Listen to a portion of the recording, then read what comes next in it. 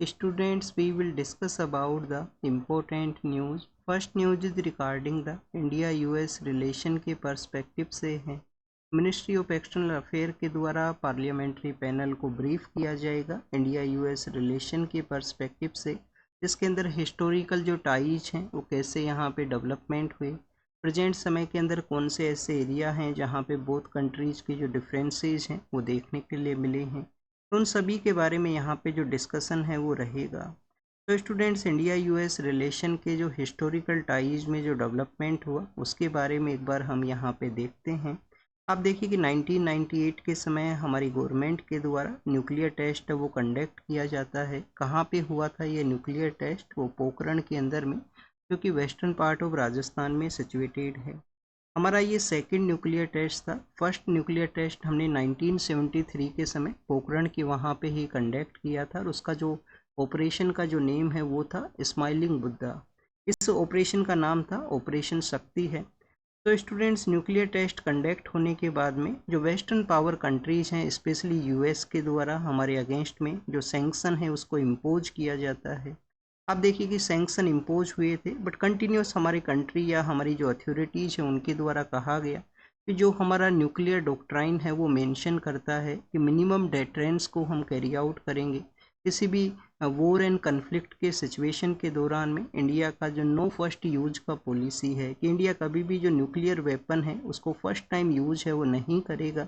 अगर किसी कंट्री के द्वारा इंडिया के अगेंस्ट में न्यूक्लियर अटैक किया जाता है तो उस समय आप देखिए कि मिनिमम डेटरेंस के रूप से हम इसको यूज है वो कर सकते हैं। स्टूडेंट्स, इसके कंपैरिजन के पर्सपेक्टिव से आप हमारे नाइबर कंट्री को देखिए, पाकिस्तान को, कि जब भी इंडिया और पाकिस्तान का किसी भी रीजन की वजह से कन्फ्लिक्ट होता है तो उस दौरान में आपको देखने के लिए मिलेगा कि वहाँ पे जो मिलिट्री के चीफ हैं, वहाँ के जो मिनिस्टर हैं, वो बार बार ये बताएंगे कि इंडिया उनके पास में न्यूक्लियर वेपन है, उसका वो यूज कर सकते हैं कन्फ्लिक्ट के दौरान में। और इस तरीके का जो इररेस्पॉन्सिबल स्टेटमेंट है वो आपको इंडिया के पर्सपेक्टिव से नहीं देखने के लिए मिलेगा। डेट मीन्स कि हमारा जो न्यूक्लियर डॉक्ट्राइन है, मिनिमम डेटरेंस का जो फिलोसफी है या मिनिमम डेटरेंस का जो ऑब्जेक्टिव है उसको कैरी आउट करता है। स्टूडेंट्स, उस 1998 के सैंक्शंस के बाद में स्लोली हमारे जो रिलेशन है वो डेवलप होते हैं, स्लोली रिलेशंस डेवलप होते हैं। आप देखिए कि 99 वॉर के समय एक एलिगेशन ये भी लगता है कारगिल वॉर की सिचुएशन के अंदर में कि जो जीपीएस का जो सर्विस है वो इंडिया को नहीं प्रोवाइड किया गया था उस समय यूएस का जो अथॉरिटीज़ हैं उनके द्वारा। स्टूडेंट्स, उसके लेटर फेज के अंदर में आपको जब यूपीए का गवर्नमेंट होता है तो उस दौरान में सिविल न्यूक्लियर एग्रीमेंट है वो साइन होता है। न्यूक्लियर सेक्टर का ही जो सिविल वे के अंदर में किस तरीके से यूज करना है बोथ कंट्रीज़ का, वो एक हिस्टोरिकल डेवलपमेंट का आप देखिए कि एक पॉइंट था। उसके बाद में कंटिन्यूस आपको मिलिट्री एग्रीमेंट है, टेक्नोलॉजिकल एग्रीमेंट है जो इंडिया और यूएस के देखने के लिए मिलेंगे। 2+2 डायलॉग है वो वहाँ पे सेटअप होता है। इंडो पैसिफिक रीजन के अंदर में आप देखिए कि कोऑपरेशन को बूस्ट करने के रिगार्डिंग में क्वेड का जो एग्रीमेंट है वो एग्जिस्टेंस में आता है। तो इस तरीके से कुछ एरियाज़ के अंदर में इंडिया यूएस का जो रिलेशन है वो डेवलप हुआ, बट प्रेजेंट समय में फिर से आपको कुछ कंसर्न्स वो रेज हुए हैं। स्पेशली जो कंसर्न रेज हुआ है वो टैरिफ के पर्सपेक्टिव से है कि इंडिया के अगेंस्ट में आप देखिए कि 50% का जो टैरिफ है वो लगा दिया गया इंडियन प्रोडक्ट्स के ऊपर में। तो इंडिया का जो एक्सपोर्ट है वो यहाँ पे रिड्यूस हो सकता है। जो एशियन कंट्रीज़ हैं जिनके साथ में इंडिया का जो प्रोडक्ट है उसका कंपटीशन हुआ करता था, स्पेशली बांग्लादेश है, वियतनाम है, जो साउथ ईस्ट एशिया के कंट्रीज़ हैं, तो उनका और इंडिया का जो प्रोडक्ट है उसके कंपटीशन के अंदर में उनको मोर बेनिफिट है वो यहाँ पे रिसीव होगा। तो ये तो स्टूडेंट्स बेसिकली हमारे इंडिया यूएस के रिलेशन है, बट प्रेजेंट कंटेक्स्ट के अंदर ही कुछ ऐसे भी एरियाज़ हैं जहाँ पे जो पॉजिटिव डेवलपमेंट है वो देखने के लिए मिला। पॉजिटिव डेवलपमेंट देखने के लिए मिला है काउंटर टेररिज्म के पर्सपेक्टिव से। काउंटर टेररिज्म के रिगार्डिंग में आप देखिए कि 26/11 का जो हमारे यहाँ पे मुंबई के अंदर टेरर अटैक हुआ था, उसके रिगार्डिंग में एक पर्सन है, पर्सन का नाम है तहावर राना है। तो आप देखिए कि इन पर्सन को एक्स्ट्राडिशन के थ्रू यूएस अथॉरिटीज़ के द्वारा इंडिया के अंदर में सेंड किया गया है। इंडियन अथॉरिटीज़ कंटिन्यूस इस पर्सन से अपना जो इन्वेस्टिगेशन है वो कैरी आउट है वो किया गया है। तो एक एक्स्ट्राडिशन देखने के लिए मिला है काउंटर टेररिज्म के पर्सपेक्टिव से। जिस ऑर्गेनाइजेशन के द्वारा पहलगाम का टेरर अटैक किया गया था, टीआरएफ, जिन्होंने इनिशियली पार्ट में रिस्पॉन्सिबिलिटी लिया था, तो उसको आप देखिए कि फॉरेन टेररिस्ट ऑर्गेनाइजेशन है, वो भी यूएस अथॉरिटीज़ ने डिक्लेयर है वो किया है। तो कुछ ऐसे भी एरियाज हैं जहाँ पे पॉजिटिव डेवलपमेंट रहा, बट टैरिफ के रिगार्डिंग में जो आपको नेगेटिव डेवलपमेंट है वो देखने के लिए मिलेगा। जो मिनी ट्रेड डील है जो कि इंडिया यूएस का साइन हो सकता है, उसके अंदर भी यूएस का ऑब्जेक्शन है कि आप अपना जो एग्रीकल्चर सेक्टर है, जो डेयरी का जो सेक्टर है, उसको यहाँ पे ओपन कीजिए और यूएस का जो कंपनीज है वो इन्वेस्ट कर सकें। तो इन सभी एरियाज़ के बारे में डिस्कशन है वो रहेगा, मिनिस्ट्री ऑफ एक्सटर्नल अफेयर के इस पैनल के द्वारा बताया जाएगा, पार्लियामेंट्री पैनल को। नेक्स्ट अगर हम बात करें स्टूडेंट्स, बेंगलुरु के पर्सपेक्टिव से हैं, पीएम सर बेंगलुरु के वहाँ पे विजिट के लिए गए थे। काफ़ी सारे जो इंफ्रास्ट्रक्चर प्रोजेक्ट हैं वो उनके द्वारा इनोग्रेट किए गए। उसी दौरान में ऑपरेशन सिंदूर का, हमारी डिफेंस फोर्सेज का जो सक्सेस है उसको यहाँ पे उनके द्वारा मेंशन किया गया कि किस कैसे प्रिसीजन के थ्रू कैसे हमारी फोर्सेज का जो रेडीनेस है उसको ये शो करता है कि काफ़ी किलोमीटर का जो डिस्टेंस है उसको टारगेट किया गया विद इन इंडियन टेरिटरी के अंदर में, हमारे जो डिफेंस के जो वेपन्स हैं उनका प्रेजेंस होने के साथ ही। तो स्टूडेंट्स, हमारे एग्जाम के लिए आपको क्या पता होना चाहिए? एग्जाम के लिए आपको यहाँ पे एक तो आप देखिए कि ऑपरेशन सिंदूर के बारे में तो हमने काफ़ी बार रीड किया है, यहाँ पे बेंगलुरु के पर्सपेक्टिव से मेंशन है।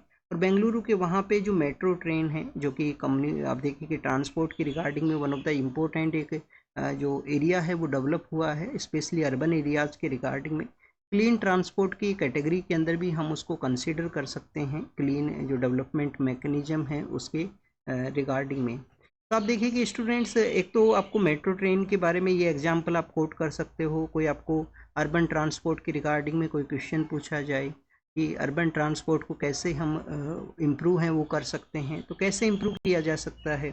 एक तो स्टूडेंट, ट्रांसपोर्ट का जो फैसिलिटी है वो ऐसा होना चाहिए कि उसका जो एक्सेसिबिलिटी है, एक्सेसिबिलिटी काफ़ी ज़्यादा ईजी हो। सेकंड, आपको ये पता होना चाहिए कि उसके थ्रू जो यहाँ पे एमिशन लेवल है उसको रिड्यूस किया जा सके। एक्सेसिबिलिटी तो आप देखिए कि काफ़ी बेटर है, स्पेशली कुछ अर्बन एरिया, दिल्ली का एग्जांपल आप इसमें कोट कर सकते हो। एमिशन लेवल है वो भी रिड्यूस हुआ है क्योंकि क्लीन टेक्नोलॉजी का यूज होता है। इलेक्ट्रिसिटी के साथ में आप देखिए कि इसका यूटिलाइजेशन है वो देखने के लिए मिलेगा। नेक्स्ट अगर हम बात करें स्टूडेंट्स, ये तो ट्रांसपोर्ट के बारे में हुआ। बेंगलोर के पर्सपेक्टिव से मेंशन है, तो बेंगलुरु जो सिटी है, बेंगलुरु जो सिटी है ये किसके द्वारा सेटअप किया गया था? बेंगलुरु को आप देखिए कि जो सेटअप है वो किया गया था, हमारा जो स्टार्टअप का जो कल्चर है, हमारा जो आप देखिए कि सॉफ्टवेयर जो टेक्नोलॉजी है उसके रिगार्डिंग में सिटी का काफ़ी ज़्यादा इम्पोर्टेंस है। जो मेक इन इंडिया का जो कॉन्सेप्ट है उसको भी शो करता है, हमारा टेक्नोलॉजिकल जो एडवांसमेंट है उसको भी ये शो है वो करता है। तो स्टूडेंट्स, इस सिटी को जो सेटअप किया जाता है 1537, आई थिंक ईयर एक बार आप चेक कर लेना, 1537 है या 27 है, ऐसे कुछ, इसको एक बार आप चेक करना। उस समय विजयनगर एम्पायर जो होता था, जिसको 1336 के समय हरिहरा एंड बुक्का नाम के दो पर्सन हैं जो सेटअप करते हैं विजयनगर एम्पायर को। तो विजयनगर एम्पायर के ही एक गवर्नर होते थे, विजयनगर एम्पायर जो है उसके ही एक गवर्नर होते थे, उनका नाम है केम्पेगौड़ा, उनको बोला करते हैं। बट जो कंप्लीट नेम है वो है नाडा प्रभु केम्पेगौड़ा। तो नाडा प्रभु जो केम्पेगौड़ा हैं उनके द्वारा इसको सेटअप है वो किया गया था। तो ये आपको बेसिक इन्फॉर्मेशन ज़रूर से पता होना चाहिए। नेक्स्ट अगर हम बात करें स्टूडेंट्स, रिसेंटली आप देखिए कि हमारा जो सॉफ्टवेयर का जो सेक्टर है उसके अंदर आर्टिफिशियल इंटेलिजेंस कैसे इम्पैक्ट करने लगा है, क्योंकि कुछ सॉफ्टवेयर कंपनीज के द्वारा कुछ जो एम्प्लॉयर्स हैं उनको जॉब से निकाला गया था, कुछ टारगेट्स बताए गए थे। तो स्टूडेंट्स, जो हमारा जो इंफॉर्मेशन टेक्नोलॉजी जो आईटी का जो इंडस्ट्री है उसके अंदर में आप देखिए कि काफ़ी अच्छा कंट्रीब्यूशन है उस सेक्टर का हमारे कंट्री के ग्रोथ के अंदर में। 280 बिलियन के आसपास का जो रेवेन्यू है वो सेक्टर जनरेट करता है, 280 बिलियन के आसपास का रेवेन्यू जनरेट करता है। 5.8 मिलियन के आसपास जो लोग हैं उनको एम्प्लॉयमेंट प्रोवाइड करता है। तो आप देखिए कि एम्प्लॉयमेंट एंड रेवेन्यू जनरेशन के रिगार्डिंग में वो इंडस्ट्री का इम्पोर्टेंस है। बट आर्टिफिशियल इंटेलिजेंस सॉफ्टवेयर का जो टेस्टिंग सेक्टर है उसके अंदर में जब से उसका यूज होने लगा है, एक तो स्टूडेंट्स एफिशिएंसी तो इम्प्रूव हुआ है, गेम चेंजर के रूप से वो आया है, मिनिमाइज करता है ह्यूमन एरर को। बट स्टूडेंट्स, उसके इस तरीके से जॉब्स के ऊपर इम्पैक्ट है वो भी हो सकता है। तो ये बेसिकली हमारा कल का जो न्यूज़पेपर था संडे का, उसके अंदर एक रिपोर्ट के अंदर में ये मेंशन था इन सब एरियाज़ के बारे में। नेक्स्ट अगर हम बात करें स्टूडेंट्स लोइन डे के बारे में है, आप देखें कि जो लोइन डे है वो सेलिब्रेट किया गया है और लोइन डे के दौरान में इंडिया के अंदर में जो एशियाटिक लॉयंस पाए जाते हैं, इंडिया के अंदर में कौन से लाइन्स पाए जाते हैं स्टूडेंट्स, एशियाटिक लाइन्स हैं। तो एशियाटिक लॉयंस के बारे में हमारे जो मिनिस्टर ऑफ इन्वायरमेंट फॉरेस्ट हैं उनके द्वारा कहा गया है कि इंडिया में कंटिन्यूस पॉपुलेशन है वो इंक्रीज हुआ है। लॉयंस का जो पॉपुलेशन है वो कैसे इंक्रीज हुआ है, आप देखिए कि जब लास्ट टाइम में एस्टिमेट कंडक्ट हुआ था तो उस समय हमारे यहाँ पे जो पॉपुलेशन था वो 674 था। प्रेजेंट समय में एशियाटिक लॉयंस का जो पॉपुलेशन है वो 891 है। तो ओवर द ईयर्स जो नंबर्स हैं वो यहाँ पे इंक्रीज हुए। डेट मीन्स गवर्नमेंट का जो कंजर्वेशन एफर्ट्स हैं उसको ये शो करता है। फिर आप देखिए कि इंडिया के अंदर में जो एशियाटिक लॉयंस पाए जाते हैं ये पर्सिया के साथ में इनका रिलेशन शो करते हैं कि जब एंशंट मेडिवल हिस्ट्री के समय में पर्शियन जो लॉयंस है उनका कंटिन्यूस इंडिया के अंदर में मूवमेंट हुआ करता था। इस एरिया से जो मूवमेंट आपको देखने के लिए मिलेगा। अभी जो नंबर्स हैं वो कहाँ पे हैं, एशियाटिक लॉयंस के जो नंबर्स हैं वो गुजरात के अंदर में जो गिर का एरिया है, गिर नेशनल पार्क है गुजरात के अंदर में, वहाँ पे आप देखिए कि इनके नंबर्स हैं वो पाए जाते हैं।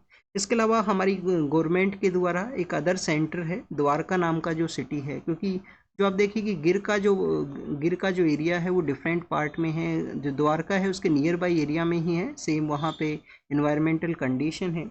तो वहाँ पे एक वाइल्ड लाइफ सेंचुरी है उसको सेटअप किया गया। वाइल्ड लाइफ सेंचुरी का जो नाम है वो कौन सा है, बारदा उस वाइल्ड लाइफ सेंचुरी का नाम है।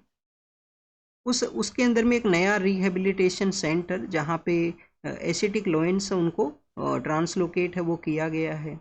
अभी क्यों किया गया है स्टूडेंट्स, इस वजह से किया गया है कि अगर कोई डिजीज़ का आउटब्रेक होता है, जैसे कि आप देखिए कि K9 डिस्टेंबर वायरस नाम का एक डिजीज़ का आउटब्रेक हुआ था, इसमें काफ़ी सारे जो लॉयंस हैं उनका डेथ हुआ था। तो उस समय में अलग एरिया में रहेंगे तो उनको बचाया जा सकेगा अगर किसी एक एरिया के अंदर में डिजीज़ का जो आउटब्रेक है वो होता है।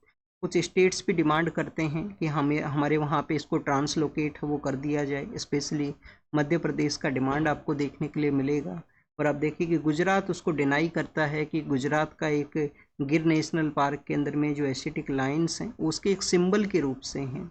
एशियाटिक लाइन का IUCN स्टेटस क्या होता है, IUCN स्टेटस आप कमेंट सेक्शन के अंदर बताना, ये आपका होमवर्क है। क्या ये एंडेंजर्ड कैटेगरी के अंदर हैं या क्रिटिकली एंडेंजर्ड के अंदर में है, ये आपको बताना है, ये आपका होमवर्क है। नेक्स्ट अगर हम बात करें तो स्टूडेंट्स जो लॉयंस है जो बिग कैट के अंदर में हम इनको कंसिडर करते हैं, और बिग कैट के अंदर में आप देखिए कि हमारे यहाँ पे सिर्फ ओनली 2 कैट्स वो नहीं पाई जाती हैं। इंटरनेशनल बिग कैट अलायंस जो हमारी गवर्नमेंट के द्वारा स्टार्ट किया गया, काफ़ी सारे कंट्रीज जिसको ज्वाइन किए हैं। कौन सा 2 बिग कैट हैं जो इंडिया में नहीं मिलती हैं, एक जैगवार इंडिया में नहीं मिलता है और एक प्यूमा है वो इंडिया में नहीं मिलता है। तो स्टूडेंट जैगवार और प्यूमा जो कि लैटिन अमेरिका के अंदर में जिनका प्रेजेंस होता है, उसके अलावा हमारे यहाँ पे सभी जो बिग कैट्स हैं उनका अवेलेबिलिटी है।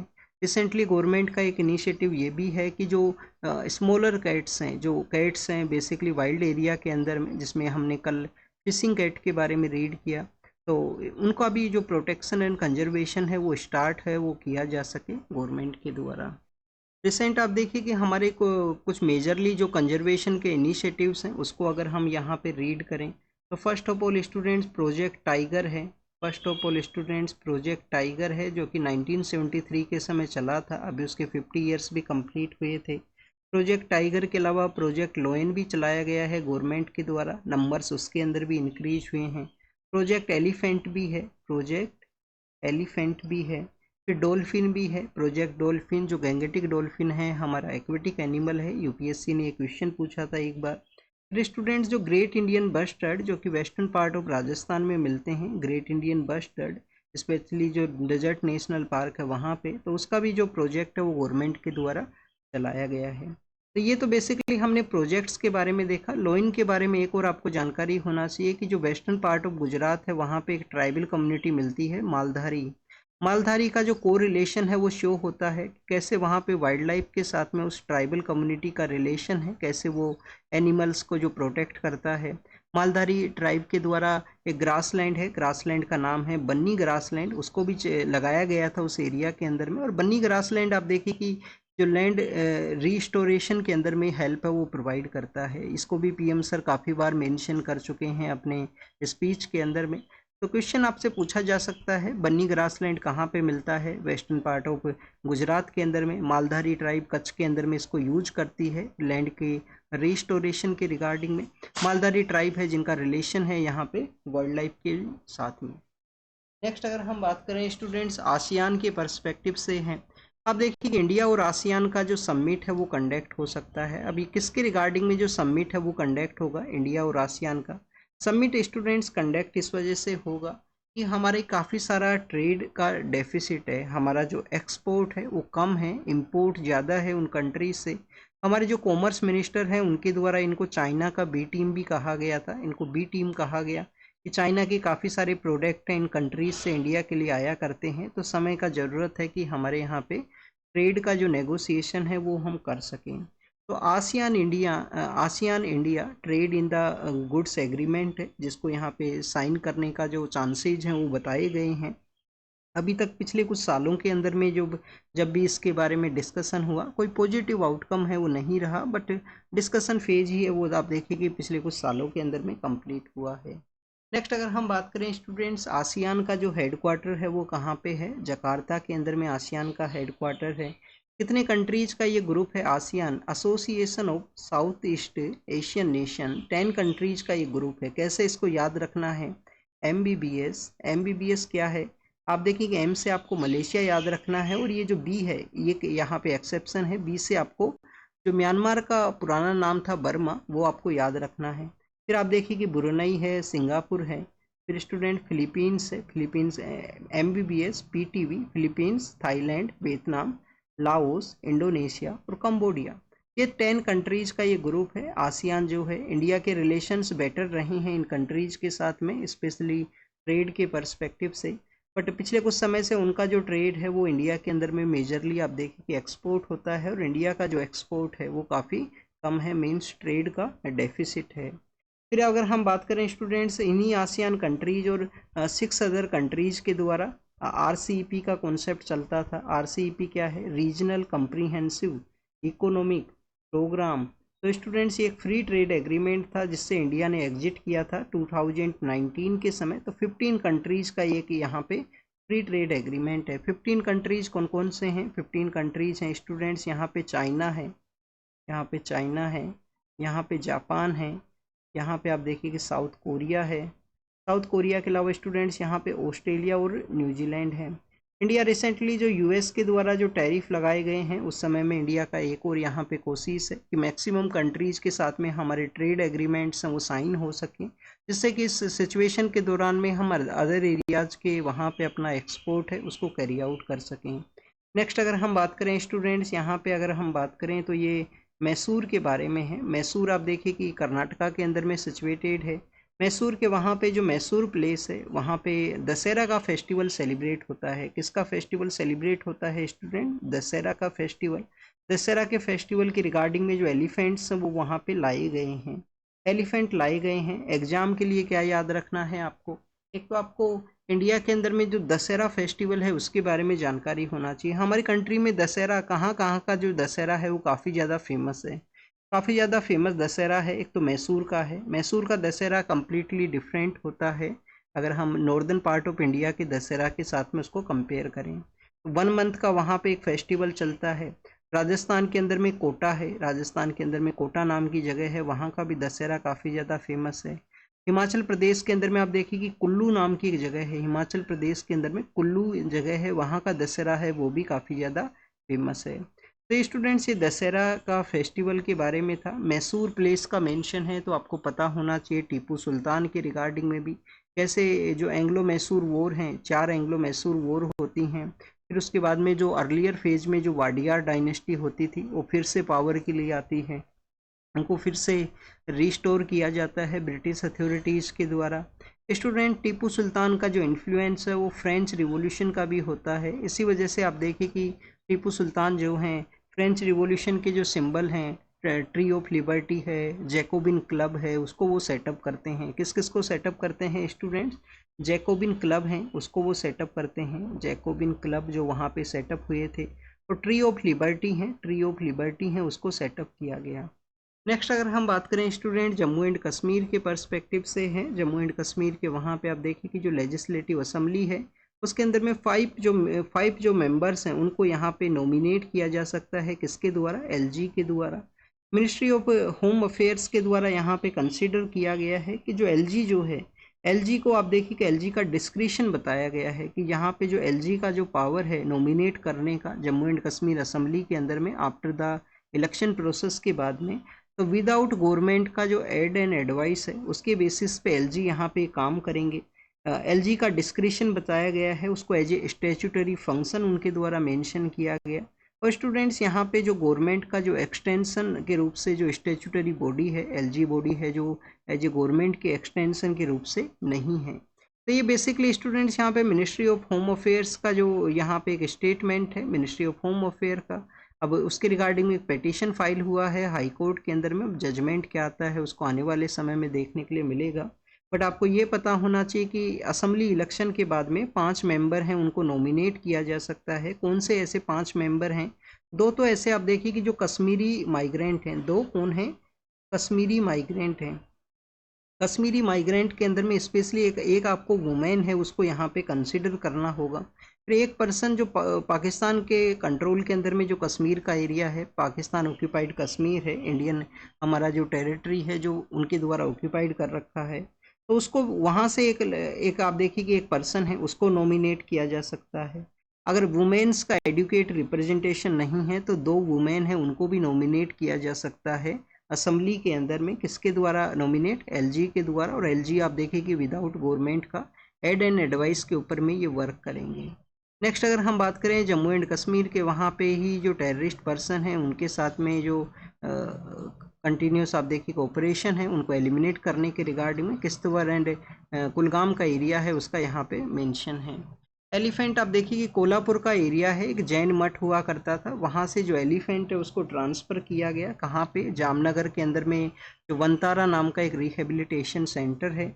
लोगों के द्वारा मूवमेंट किया गया उस एरिया के अंदर में। मूवमेंट एक साइलेंट रैली निकाला गया लोगों के द्वारा। साइलेंट रैली की वजह से अब यहाँ पे कहा गया है कि एलिफेंट है उसको वापस से लाया जाएगा उस एरिया में। तो स्टूडेंट्स ये एलिफेंट के पर्सपेक्टिव से था। अब आपको एक जानकारी होना चाहिए कहाँ पे ये हुआ है? कोल्हापुर के अंदर में हुआ है। कोल्हापुर रिसेंटली कोल्हापुरी चप्पल्स की वजह से भी न्यूज़ के अंदर में था। ये एरिया महाराष्ट्र के अंदर में जो शुगर केन जो होता है, जो शुगर केन होता है उसके लिए भी काफ़ी ज़्यादा शुगर केन बेल्ट के रूप से इसको कंसिडर करते हैं। इसी वजह से आप देखिए कि शुगर केन से ही जो बनता है गुड़ बनता है, जैगरी बनता है, और कोल्हापुरी जो जैगरी है वो भी काफ़ी ज़्यादा फेमस है। हर घर तिरंगा के बारे में है। हर घर तिरंगा हमारी गवर्नमेंट का इनिशिएटिव है जिससे कि हर एक पर्सन अपने घर के ऊपर में तिरंगा है उसको होस्ट कर सके, तिरंगा है उसको लगा सके। अब स्टूडेंट्स हर घर तिरंगा के रिगार्डिंग में हमारा जो फ्लैग कोड है उसको भी यहाँ पे अमेंड किया गया था। क्या अमेंड किया गया? अमेंड ये किया गया क्योंकि घर के ऊपर लगाएंगे तो हो सकता है सिविलियन पर्सन उसको नाइट के समय नहीं उतार सकें, तो उस दौरान में अमेंड ये किया गया कि नाइट के समय भी उसको लगा के रख सकते हैं हर घर तिरंगा के अंदर में। फ्लैग कोड के अंदर में कुछ गाइडलाइंस हैं जिनके बेसिस के ऊपर में आप फ्लैग है उसको लगाते हो, उसके कुछ तरीके हैं वो उसके अंदर में मेंशन है कि किस रेशियो के अंदर में जो फ्लैग है वो होना चाहिए, क्या कौन सा रेशियो है स्टूडेंट्स, और किस पर्सन के द्वारा हमारे जो फ्लैग है उसको डिजाइन है वो किया गया था। तो आप देखिए कि जो डिजाइन किया गया था पिंगाली वेंकैया, किसके द्वारा किया गया था स्टूडेंट? पिंगाली वेंकैया नाम के जो पर्सन है उनके द्वारा। This is all the information related to the Har Ghar Tiranga के बारे में है। नेक्स्ट आप देखिए कि 2 लैंग्वेज फॉर्मूला है वो लाया जा सकता है किसके द्वारा? तमिलनाडु एंड कर्नाटका के द्वारा। फर्स्ट ऑफ ऑल स्टूडेंट्स आपको यहाँ पे एक जानकारी होना चाहिए, जानकारी ये होना चाहिए कि एजुकेशन जो एज ए सब्जेक्ट है वो किसके अंदर में है? एजुकेशन जो सब्जेक्ट है वो कंकरेंट लिस्ट के अंदर में है, कि मीन्स वहाँ पे central and the state government both हैं वो लॉ को फ्रेम कर सकते हैं। पहले ये किसका पार्ट होता था? स्टेट का पार्ट होता था। 42nd कॉन्स्टिट्यूशन अमेंडमेंट एक्ट के थ्रू 5 जो सब्जेक्ट हैं जिनको कि स्टेट लिस्ट से कंकरेंट लिस्ट में ऐड किया गया। 3 लैंग्वेज फार्मूला, जो 3 लैंग्वेज का जो फार्मूला है जो कि प्रमोट किया गया है न्यू एजुकेशन पॉलिसी के द्वारा। अभी यहाँ पे जो ये स्टेट्स हैं इनका डिमांड है कि ये 2 लैंग्वेज फार्मूला को ही लेके आएंगे। एनसीईआरटी से भी इन्होंने मूव करने का बात किया है साइंटिफिक टेम्पर को बूस्ट करने के रिगार्डिंग में। साइंस है, टेक्नोलॉजी है, इंजीनियरिंग है, आर्ट्स है, मैथमेटिक्स है, इस सेक्टर के रिगार्डिंग में इनका डेवलपमेंट है वो रहेगा। आप देखिए कि गवर्नमेंट समग्र शिक्षा अभियान चलाता है। समग्र शिक्षा अभियान के थ्रू कुछ स्टेट्स का जो फंडिंग है उसको भी रोका गया था कि उनके द्वारा 3 लैंग्वेज फॉर्मूला को इम्प्लीमेंट नहीं किया गया है। कुछ अदर स्टेट्स हैं वहाँ पे भी इसके 3 लैंग्वेज फॉर्मूला है उसके रिगार्डिंग में जो कन्फ्लिक्ट्स हैं। समग्र शिक्षा अभियान क्या है? समग्र शिक्षा अभियान एक इनिशिएटिव है जिसके अंदर में 3 गवर्नमेंट के जो इनिशिएटिव हैं उनको मर्ज किया गया। सर्व शिक्षा अभियान जो कि प्राइमरी एजुकेशन के पर्सपेक्टिव से है, राष्ट्रीय माध्यमिक शिक्षा अभियान है जो कि सेकेंडरी एजुकेशन के पर्सपेक्टिव से है, और फिर स्टूडेंट्स आप देखिए कि जो टीचर एजुकेशन है, जो टीचर का जो ट्रेनिंग है उसको भी इंक्लूड करते हुए समग्र शिक्षा अभियान है वो बनाया गया था। गाजा स्ट्रिप का जो एरिया है, गाजा सिटी को आप देखिए कि इजराइल के कैबिनेट के द्वारा कहा गया है कि गाजा सिटी को वो अपने सीज करेंगे, उनको अपने कंट्रोल के अंदर में सेटअप करेंगे। तो स्टूडेंट्स, ह्यूमैनिटेरियन ग्राउंड के ऊपर में इंटरनेशनल कोर्ट ऑफ जस्टिस उन्होंने कहा है कि कंटिन्यूस वॉर को स्टॉप करने का ज़रूरत है।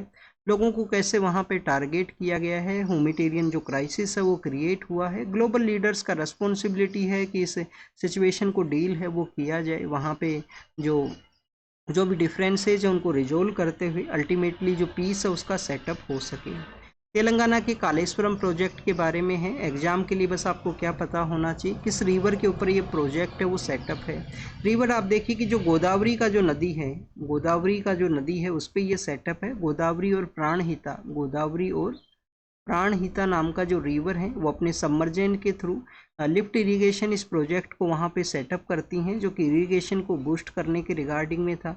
अब इसके रिगार्डिंग में इश्यू क्या है तेलंगाना के अंदर में? इश्यू है इसके एग्जीक्यूशन के पर्सपेक्टिव से, कि जब से एग्जीक्यूट होना स्टार्ट हुआ था प्रोजेक्ट, जब से ही आप देखिए कि इसके रिगार्डिंग में जो वॉइस है वो रेज होने लगा कि जिस एरिया में इसको एग्जीक्यूट करना था उसके डिफरेंसेस सामने आए हैं, और भी कुछ ऐसे इश्यूज हैं। हमारे लिए इम्पोर्टेंट यही है, गोदावरी और प्राणहिता रिवर आपको पता होना चाहिए। कालेश्वरम प्रोजेक्ट क्या है? लिफ्ट इरिगेशन ये प्रोजेक्ट है, वर्ल्ड का इसको लार्जेस्ट प्रोजेक्ट के रूप से भी कंसीडर करते हैं, मल्टी स्टेज इरिगेशन प्रोजेक्ट के रूप से। इन्वायरमेंट मिनिस्ट्री के द्वारा सेंट्रल पोल्यूशन जो कंट्रोल बोर्ड है उसको पावर दिया गया है कि केमिकली जो कंटामिनेटेड साइट्स है उसके रिगार्डिंग में जो लॉ है वो फ्रेम किया जा सकता है, अपने रेगुलेशन में उसको लाया जा सकता है। किस एक्ट के थ्रू किया गया? एनवायरमेंटल प्रोटेक्शन एक्ट 1986 के थ्रू ये जो पावर्स हैं वो यहाँ पे ग्रांट किए गए हैं। केमिकली कंटामिनेटेड साइट कौन सा होता है? हमारे कंट्री के अंदर में 103 ऐसी साइट्स हैं जो केमिकली कंटामिनेटेड हैं, जहाँ पे कंटिन्यूस जो डंपिंग है वो किया गया है केमिकल्स का। अब आप देखिए कि यहाँ पे जो पावर तो दे दिया गया है डंपिंग सेक्टर्स के अंदर में, बट कुछ ऐसे भी एरिया है जिसका एक्सेप्शन है वो प्रोवाइड किया गया।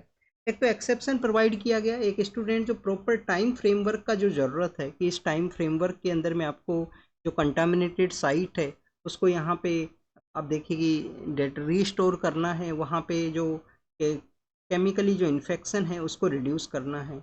एक तो यहाँ पे ये टाइमलाइन है उसके बारे में नहीं डिसाइड है। कुछ एक्सेप्शन हैं, एक्सेप्शन कौन कौन से हैं? एग्जाम्पशन वहाँ पे दिया गया है रेडियो एक्टिव जो वेस्ट हैं, किसको दिया गया है?